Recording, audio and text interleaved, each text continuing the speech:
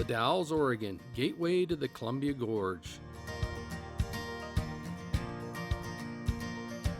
This area has been important for fishing and trade to Native Americans for over 10,000 years. The town was established at the foot of a series of narrow rapids, named the Grand Dalles of the Columbia by French-Canadian fur traders. Just upriver, the once mighty Celilo Falls now sits silent under the backwaters created by the Dalles Dam. In the 1840s, the Dalles was the end of the overland portion of the Oregon Trail, and pioneers took to the river to complete their journey to Fort Vancouver, and from there south to Oregon City and into the Willamette Valley. After 1850, the Dalles became an important hub for settlers, fur traders, and miners heading to Central Oregon and Washington. Supplies came upriver by steamboat, and goods flowed to shops, warehouses, and directly to mule trains headed elsewhere.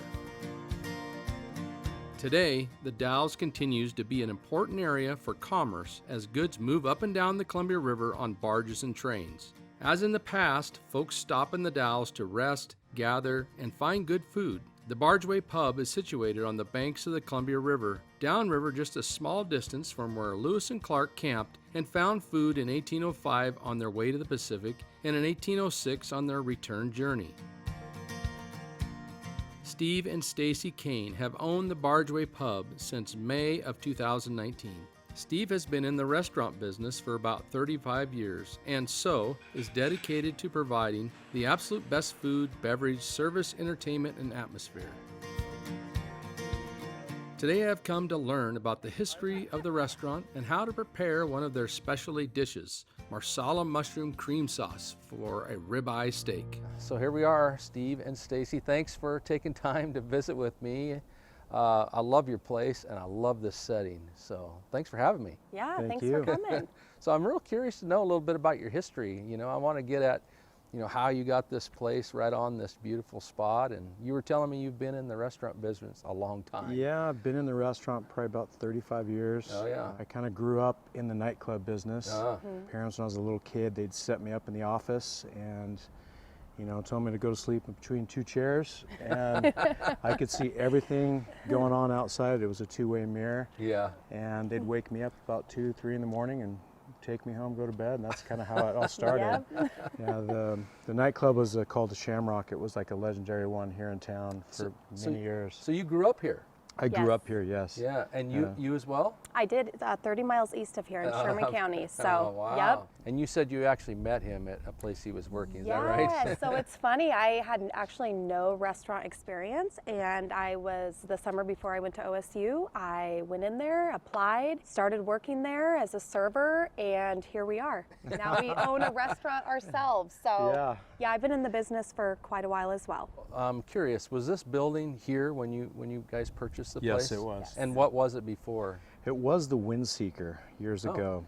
Which was a restaurant? It was a restaurant. Ah. It was like a nightclub on this side, and then on the other side was the restaurant. The setting here is amazing. Yeah, It's a it's perfect beautiful. place for Yes. for an eatery, and I really like this outdoor setting. And Yes. you. Yeah. So, and I asked you once before if you were a chef, and you said no. I cooked a lot. I've Yes. cooked a lot. A lot. I wouldn't really consider myself a chef, but Yeah. I've cooked when a lot of people don't show up for work. There I am. Yep. You know, Yeah. wherever I'm needed. So. Things that you have on your menu.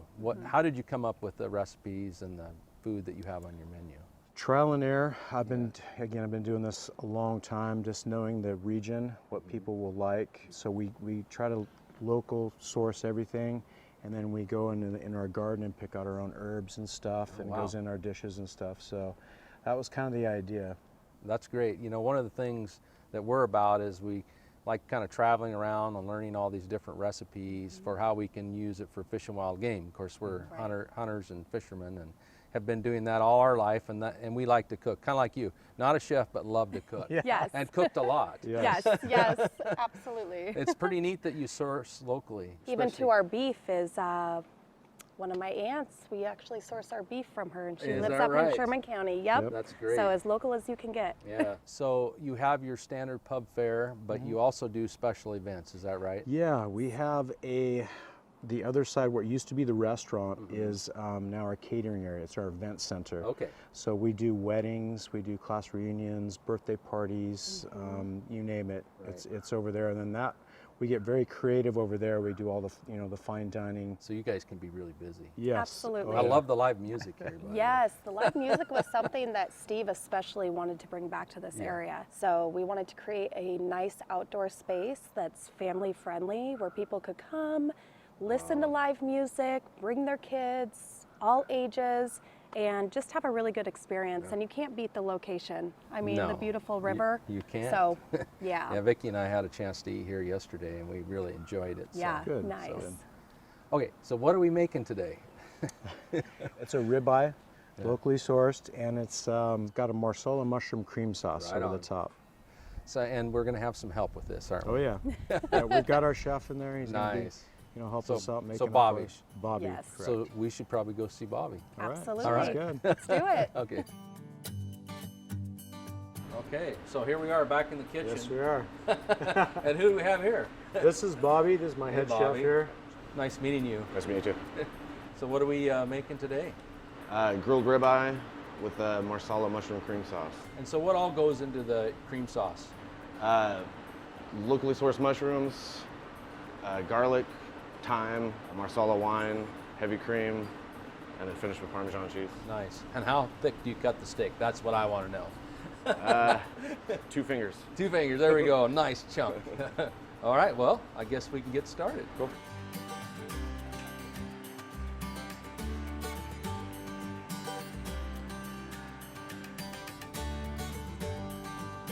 Woo-wee, there we go. It started.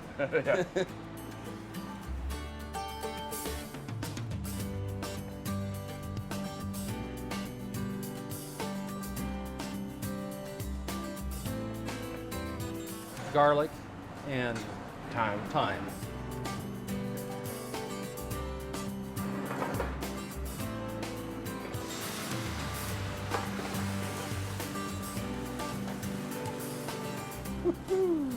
So that was the Marsala wine, right? Yeah. Ah. Cream? Yeah.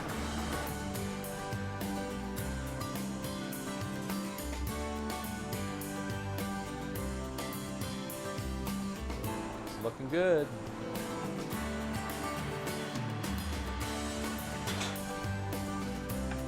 Woo, look at that. About how long do you let it rest? What's your preference? 5 to 8 minutes. Okay. At least 5 minutes. Hard to dry a ribeye out, but Yeah. Oh boy, cheesiness coming out already. yeah. Ooh, maybe a little too cheesy. It's looking good though. I don't know, Steve. I think I'd weigh about 500 pounds if I hung around your kitchen much. Oh yeah. Oh wow, look at you. Woo! Now where am I gonna find flowers in eastern Washington like that? I mean, You know, us elk hunters, we don't have flowers. Let's try this. Okay. I want to dive in. Come on, everybody dive in with me. Oh wow. It's good. Oh boy. Really get the flavor of the wine. I think comes through really good. That's great. I think that'll go great with an elk steak. I think it'll be really good. what part of the elk are you is it backstrap or? Yeah, I'm thinking about using backstrap. I've been saving some just for this occasion. So, oh, well, thanks very much. Thank you. Thank you.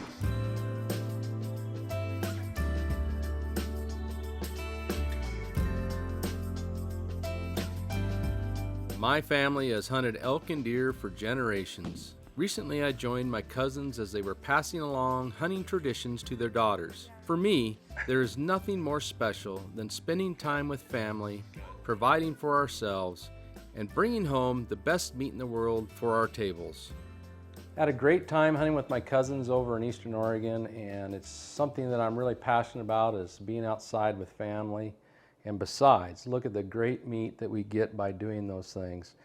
So today, I'm going to try to repeat what Bobby and Steve taught me at Bargeway Pub, which is the mushroom marsala sauce, but I'm going to use elk backstraps.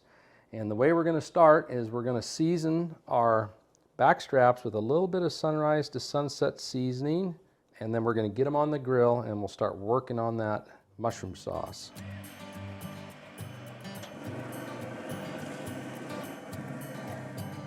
All right, I got the steaks going on the grill.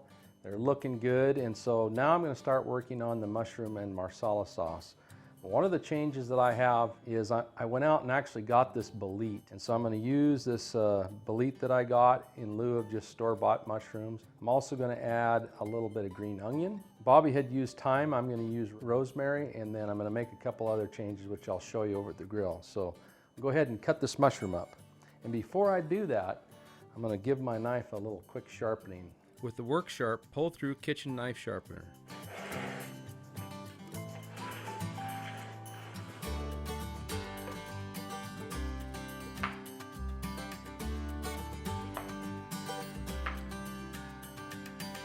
Okay, I've got all my mushrooms cut up, and before I go to the stove, I'm going to head back out the grill and turn my steaks.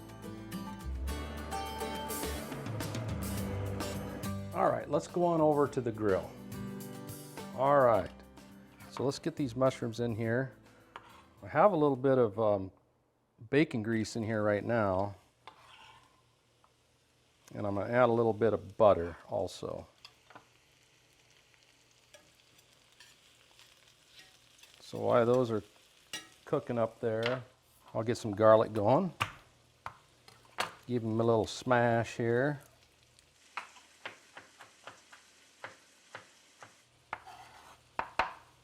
Okay, got our garlic. Now I'm going to use a little bit of rosemary.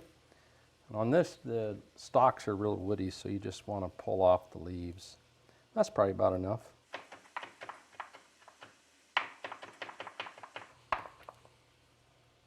Okay, and then I'm also going to use a little green onion.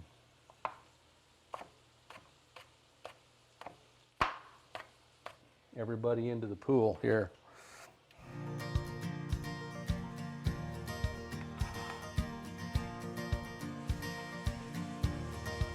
Okay, and while those are cooking, I better go out and get the steaks. All right, I've got the steaks here. And one thing I'm going to do with the steaks is I'm going to let them rest for a while. And I have this butter that a little bit ago I softened it, and I added some more sunrise to sunset and a little bit of our steak seasoning. And I'm just going to put a little pat of those on these steaks while they're resting. All right, now while those are resting, we'll come right over here, give this a little stir. This is looking really good. It smells wonderful. Okay, now let's add a little bit of Marsala wine. This is a cooking wine that you can get in the store, not for drinking. I probably won't flame it off like he did right here in my kitchen, but it'd be fun to do. Letting that boil off just a little bit, and now we're going to add some heavy cream.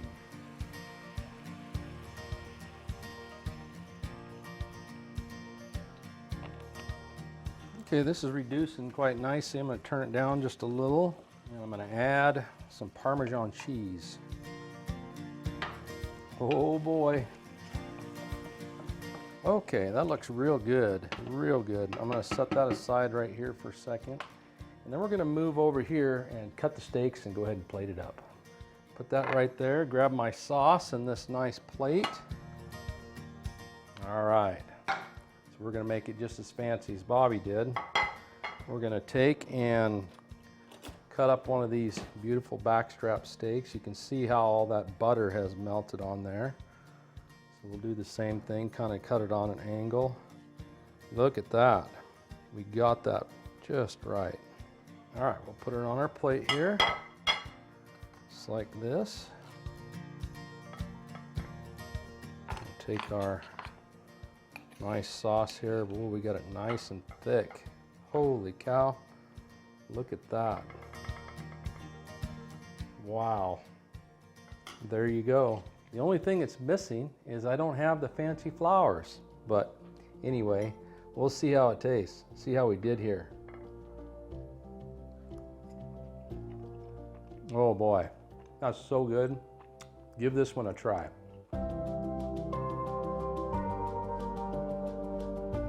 I never take for granted the opportunities we still enjoy harvesting our own high-quality meat from the amazing landscapes of the Pacific Northwest. Steve and Bobby showed me the care they take in preparing locally sourced Northwest food, and in turn, I can share this amazing meal with my family and friends. This journey from field to table is what defines our lifestyle.